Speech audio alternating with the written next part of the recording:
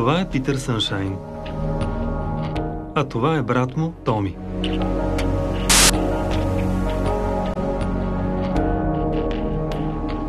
Тяхното детство свърши преди седмица.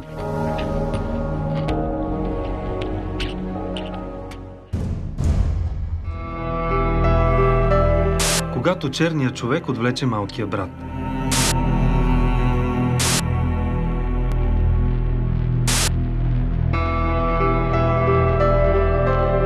И Томи тръгна да търси Питър.